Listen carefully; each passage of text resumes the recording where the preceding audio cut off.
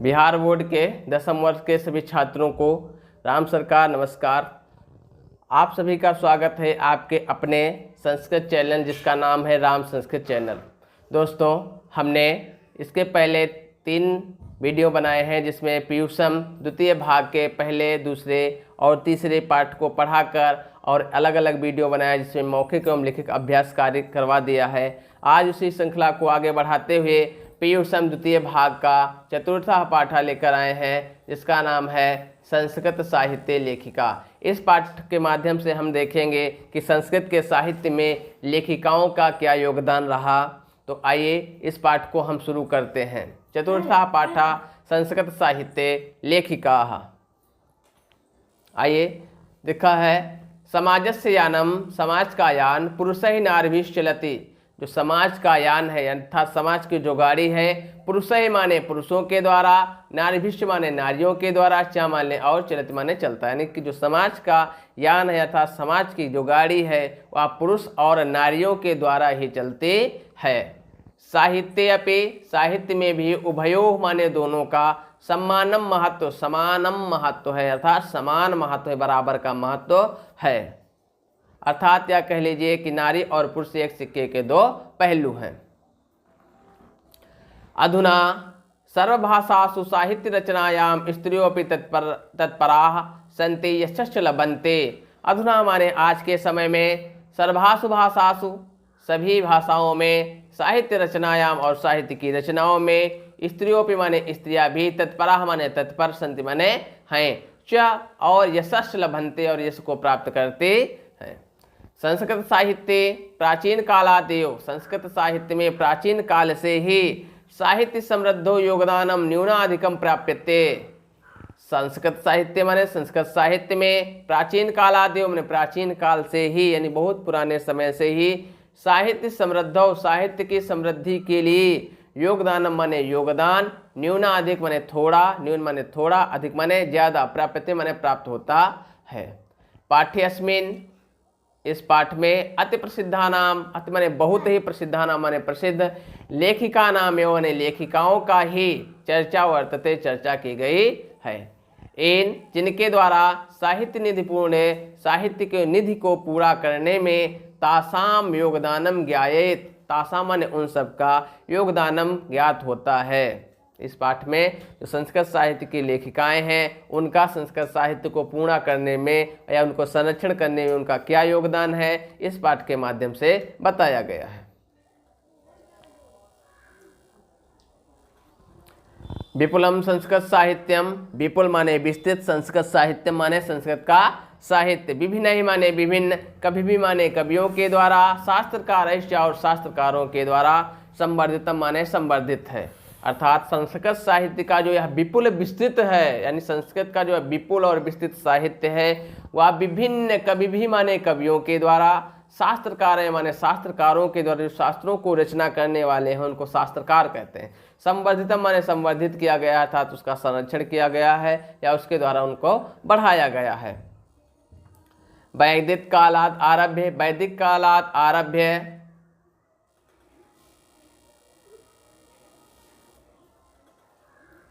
वैदिक कालात् आरभ्य शास्त्राणां काव्यांच रचने संरक्षणे च यथा पुरुषा दत्त चित्ताः अभवन् तथैव स्त्रियोऽपि दत्तावधाना प्राप्यन्ते।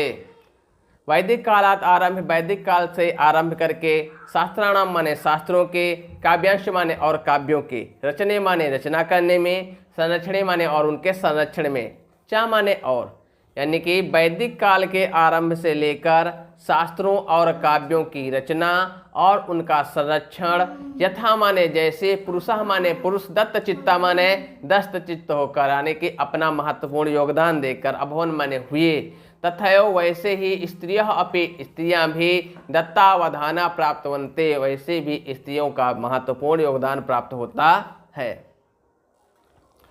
वैदिक युगे, वैदिक में मंत्राणाम दर्शकाः न केवलः ऋषयाः प्रत्युत ऋषिकाः अपि सन्ति।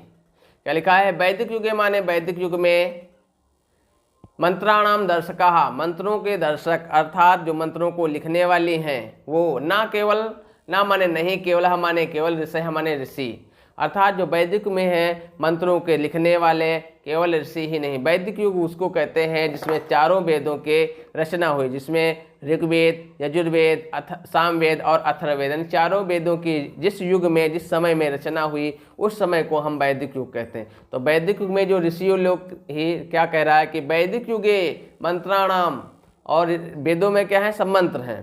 तो वैदिक युगे मंत्राणाम यानी वैदिक युग में जो मंत्रों के दर्शकाः यानी दर्शक या लिखने वाले ना केवल ऋषयः केवल ऋषि नहीं है, प्रत्युत ऋषिकाः अपि, प्रत्युत माने बल्कि ऋषिकाः अपि सन्ति, ऋषिकाएं भी हैं।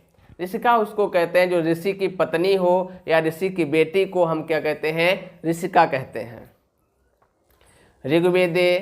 ऋग्वेद में चतुर्विंशति, अथर्ववेदे च पंच ऋषिकाः मंत्रदर्शावृत्यो निर्दर्शन्ते यथा यमी, अपाला, उर्वशी, इंद्राणी, वाघहंबरी इत्यादयः। देखते हैं ऋग्वेद माने ऋग्वेद में चतुर्विंशति माने 24, चतुर माने 4, विंशति माने 20, अर्थात 20 और 4 24, यानी ऋग्वेद में कितने ऋषिकाओं का वर्णन है, 24। अथर्ववेद माने अथर्ववेद में पंच ऋषिका और 5 ऋषिकाओं का। मंत्र दर्शावृत्तो, मंत्र दर्शन वृत्ति यानी मंत्र दर्शन वाली है, यानी मंत्रों को लिखने वाले हैं। निर्देशनते माने निर्देशित होती हैं या प्राप्त होती हैं। यथा माने जैसे, यमी एक ऋषिका है जिसका नाम क्या है, यमी, दूसरा अपाला, तीसरा उर्वशी, चौथा इंद्राणी और पांचवी है वाघहंबरणी इत्यादि माने इत्यादि। इन 5 ऋषिकाओं का वर्णन मिलता है किसमें, अथर्ववेद में। पूछ लेगा कि वेदों में किन ऋषिकाओं का वर्णन हुआ, तो इन्हीं 5 ऋषिकाओं का वर्णन हुआ है। इसके बाद आगे बढ़ते हैं। बृहद आरण्यक उपनिषदि यानी बृहद आरण्यक एक उपनिषद है जिसका नाम है बृहद आरण्यक उपनिषद।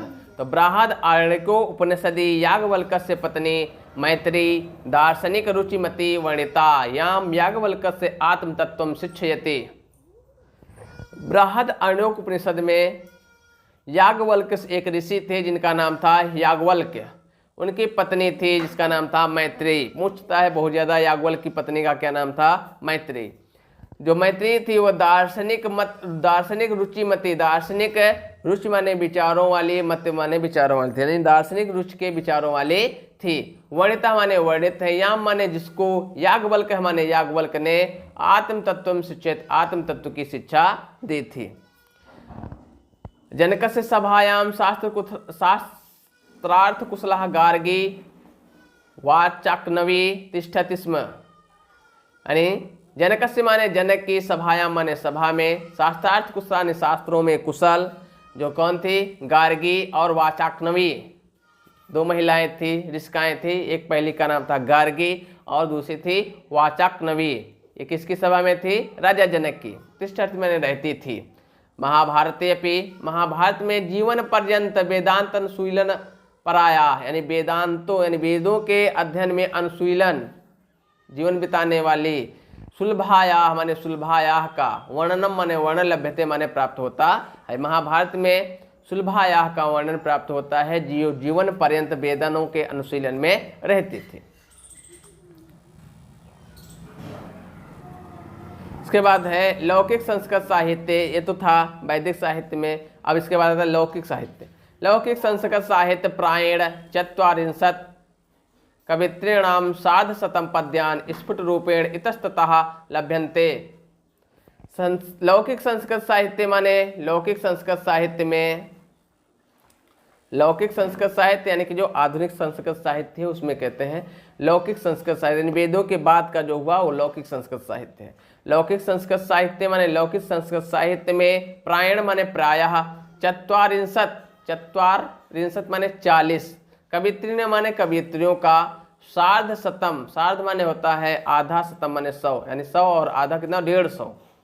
पद्यानि माने पद्य, स्फुट रूपेण माने स्पुष्ट रूप में, इतस्ततः माने इधर उधर, लभ्यन्ते माने प्राप्त होते हैं। यानी लौकिक संस्कृत साहित्य में 40 कवित्रियों के 150 पद्यान इधर उधर स्पष्ट रूप में प्राप्त होते हैं। तासु विजयांकः प्रथम कल्पः वर्तते। तासु माने उनमें से, विजयांकः विजयांका नाम की जो लेखिका की वो प्रथम कल्पा है, प्रथम मानी जाती है। साचा श्याम वर्ण आसीत पद्ये पद्यानेन स्फुटति भवति। सामान्य वह, चा माने और वह श्याम वर्ण माने सांवली वर्ण की आसित माने थी, इति माने ऐसा, पद्यनेन पद्य के द्वारा, अनेन उसके लिए, स्फुटि भवति स्पष्ट किया गया है। आइए देखते हैं पद्य। नीलो उत्पल दल श्याम विजयांकाम अजानता वृथयो दंडिना प्रोक्ता सर्व शुक्ला सरस्वती। नील माने होता है नीलो उत्पल, माने नील उत्पल माने कमल के समान श्याम, नील कमल के समान श्याम माने सांवला। नील कमल जो होता है उसका जो उत्पल होता है यानी जो पंखुड़ियाँ होती है कैसी सांवली होती, उसके समान विजयांकाम जानता है, यानी लोग उसको विजयांका को जानते थे। अर्थात जो विजयांका थी वो नीले उत्पल अर्थात नीले कमल के समान कैसी थी, सांवली थी।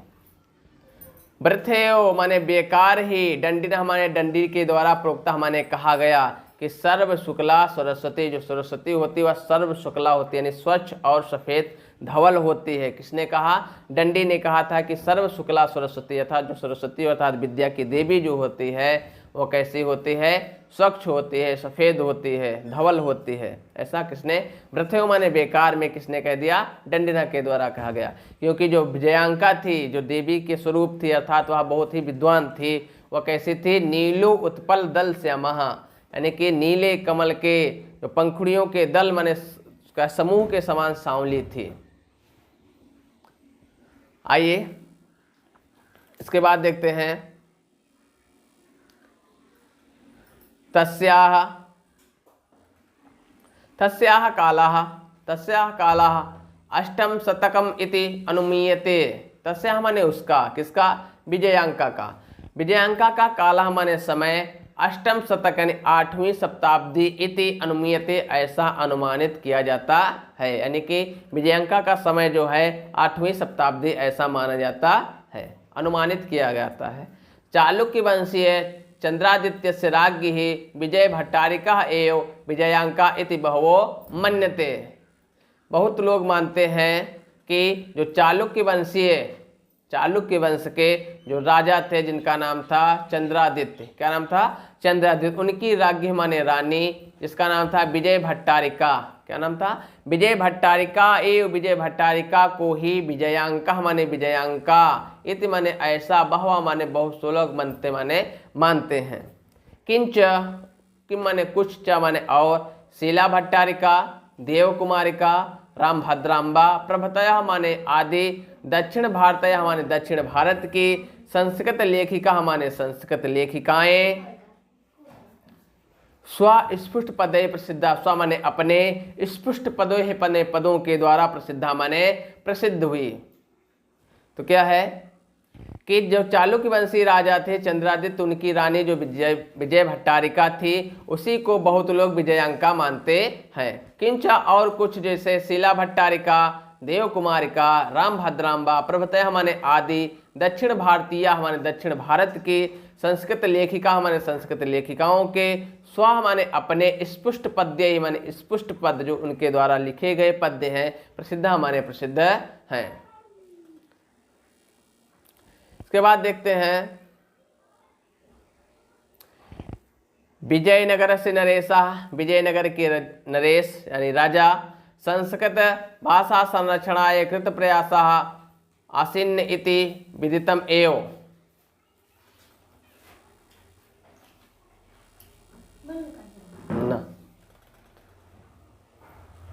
विजयनगर से नरेशा, विजयनगर के राजा, संस्कृत भाषा संरक्षणाय, संस्कृत भाषा के संरक्षण के लिए, कृत प्रयासा माने प्रयास किया, इति माने ऐसा, आसन्न माने हुए, प्रयासरत हुए, इति ऐसा, विदितम एवं ऐसा ज्ञात होता है। तेषाम अंतःपुरे अपि संस्कृत रचना कुशला राज्ञो अभवन, तेषाम माने उनके, अंतःपुरे माने अंतःपुर में, संस्कृत रचना कुशला संस्कृत की रचना में कुशल, राज्ञा माने रानियां, अभवन माने हुई, यानी उनके अंतःपुर में जो रानियां थी वो कैसी थी, संस्कृत रचना में कुशल थी। कंपड़ राय की चतुर्दश शतकम यानी 14वीं शताब्दी में, यानी कि एक राजा थे जो 14वीं शताब्दी, जिनका नाम क्या था, कंपड़ राय। उनकी रानी थी जिनका नाम था गंगा देवी। यानी कंपड़ राय, समय पूछेगा तो चतुर्दश शतक में 1400 ईस्वी, 14वीं शताब्दी इसको कहते हैं, की रानी थी जिनका नाम था गंगा देवी।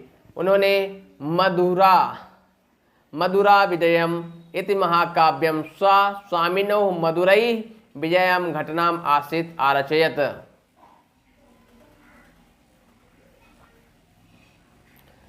कंपड़ राय की जो रानी थी जिनका नाम था गंगा देवी, उन्होंने एक महाकाव्य लिखा जिसका नाम था मधुरा विजयम। मधुरा विजयम इति माने ऐसा महाकाव्य, माने महाकाव्य स्वस्वामिनो माने अपने स्वामी, उनके स्वामी का क्या नाम था, कंपड़ राय, उनके द्वारा मदुरई माने मदुरा पर, मद्रास, विजय घटना मासित विजय घटना पर आसित इति माने ऐसा रचित माने रचना किया। यानी कि उनके स्वामी ने मदुरई पर विजय प्राप्त की थी। इन्होंने इसलिए उन्होंने अपने स्वामी पर क्या लिखा, मधुरा विजयम नाम का महाकाव्य लिखा। तत्र अलंकाराणाम सन्निवेशः आवर्चको वर्तते। तत्र माने वहाँ, अलंकाराणाम माने अलंकारों का, सन्निवेशः माने सन्निवेश, आवर्जको माने प्राप्त होता है। तत्र माने वहाँ, अलंकारों का, किसमें, जो मधुरा विजय में लिखा उसमें से विभिन्न अलंकारों का, सन्निवेश माने सन्निवेश जो एक जगह मिलता है, आवर्जको इति वर्तते ऐसा प्राप्त होता है। यानी कि वहां पर अलंकारों का बहुत ज्यादा समन्वय प्राप्त होता है। तस्मिनेव राज्य, उसी ही राज्य में, किस राज्य में, विजयनगर राज्य में, षोडश शतके यानी 16वीं शताब्दी में शासनम कुर्वतः माने शासन करते हुए अच्युत राय की राज्ञी माने रानी तिरुमलाम्बा, जिसका नाम था तिरुमलाम्बा, वरदाम्बिका परिणयम नामकम प्रौढ़ चंपू काव्यम अरचयत। जो तस्मिनेव राज्य, उसी राज्य में, षोडश शतके यानी 16वीं शताब्दी में शासनम कुर्वता शासन कर रहे अच्युत राय से राज्य, अच्युत राय की रानी तिरुमलाम्बा, जो तिरुमलाम्बा थी, वो ने उसने लिखा था वरदाम्बिका परिणय। क्या लिखा था, वरदाम्बिका परिणय नामक प्रौढ़ चंपू काव्यम रचित। प्रौढ़ माने पुराना, चंपू काव्यम अरचित माने पुराना चंपू काव्य लिखा। चंपू काव्य उसको कहते हैं जिसमें काव्य और गद्य अर्थात गद्य और पद्यों का संग्रहण एक साथ रहता है, उसको हम कहते हैं चंपू काव्य। तो तिरुमलाम्बा जो थी, जो पत्नी थी अच्युत राय की, उन्होंने सबसे प्रौढ़ पुराना वरदाम्बिका परिणय नामक क्या लिखा, चंपू काव्य लिखा।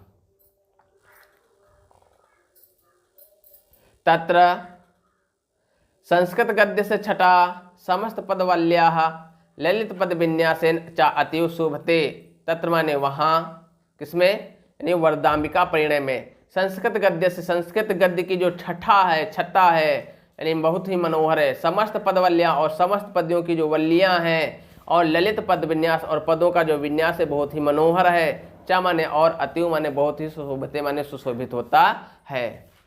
यानी जो पदों का है वो समस्त पद है, यानी कि बहुत लंबे लंबे दीर्घ पद हैं। यानी कि समस्त पदों की जो छठा देखने को मिलती है, बहुत लंबे लंबे पद हैं, और पदों का जो विन्यास है बहुत ही ललित है, बहुत ही मनोहर है। चा माने और, अतीव शोभते बहुत ही सुशोभित होता है। संस्कृत साहित्य में प्रयुक्त दीर्घतमम, प्रयुक्त माने प्रयुक्त होने वाले, दीर्घ माने सबसे दीर्घ, समस्त पदम अपि तत्रैव लभ्यते। समस्त पद अपि माने वहाँ, अपि माने भी, तत्रैव माने वहाँ ही, लभ्यते माने प्राप्त होते हैं। यानी कि संस्कृत साहित्य में प्रत्युत्तर दीर्घतम माने सबसे बड़े जो समस्त पद होते हैं वह तत्रैव लभ्यते वहीं प्राप्त होते हैं। यानी कि एक ही पद में कई कई शब्दों का सन्निवेश किया गया है।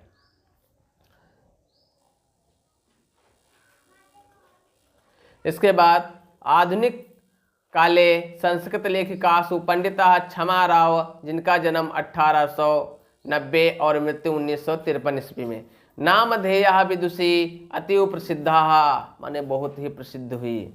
आधुनिक काल में यानी कि अब के समय में संस्कृत लेखिका माने संस्कृत लेखिकाओं में पंडिता क्षमा राव एक नाम आता है आधुनिक लेखिकाओं में, जिसका नाम है पंडिता क्षमा राव। पूछ लेता है पंडिता क्षमा राव का जन्म तो कब हुआ, 1890 और मृत्यु 1953 ईस्वी में। नामधेय माने नाम की, विदुषी माने विद्वान, अतीव माने बहुत ही, प्रसिद्धा माने प्रसिद्ध है। तया उसके द्वारा, स्वपितु माने अपने पितु, शंकर पांडुरंग पंडितस्य महतो विद्यसु जीवन चरितम शंकर चरितम इति रचितम माने रचा। उसके द्वारा, तया उसके द्वारा, स्वपितु माने अपने पिता, उसके पिता का नाम था शंकर पांडुरंग पंडित, पिता का क्या नाम था? शंकर पांडुरंग पंडितस्य माने पंडित की महता माने महान, विदुषा माने विद्वत्ता पर, यानी अपने पिता के महान विद्वता पर, के जीवन चरितम माने जीवन चरित्र पर, शंकर चरितम शंकर चरित इति माने ऐसा रचितम माने रखा था। शंकर चरित किसका है? पंडिता क्षमाराव। तो शंकर चरित है उन्होंने अपने पिता के जीवन चरित्र पर लिखा था। उनके पिता का नाम था शंकर पांडुरंग पंडित इति रचितम। इसके बाद गांधी दर्शन प्रभाविता, गांधी दर्शन से प्रभावित होकर सा माने वह सत्याग्रह गीता, मीरा लहरी, कथा मुक्तावली, विचित्र परिषद यात्रा, ग्राम ज्योति इत्यादि अनेकान गद्य पद्य ग्रंथान प्रणीतवती ही। इसके बाद जो पंडिता क्षमाराव थी उन्होंने गांधी दर्शन से प्रभावित होकर, अर्थात गांधी जी के समय की थी इसलिए गांधी दर्शन से प्रभावित होकर सामान्य वह एक किताब लिखी जिसका नाम था सत्याग्रह गीता, सत्याग्रह गीता, मीरा लहरी, कथा मुक्तावली, विचित्र परिषद यात्रा, और सबसे जो महत्वपूर्ण पुस्तक है जिसका नाम है ग्राम ज्योति, बहुत ज़्यादा परीक्षा में पूछता है, इत्यादि माने इत्यादीन माने इत्यादि, अनेकान माने अनेक, गद्य पद्य ग्रंथान प्रणीत होती, गद्य और पद्य ग्रंथों का प्रणीत होती माने रचना की।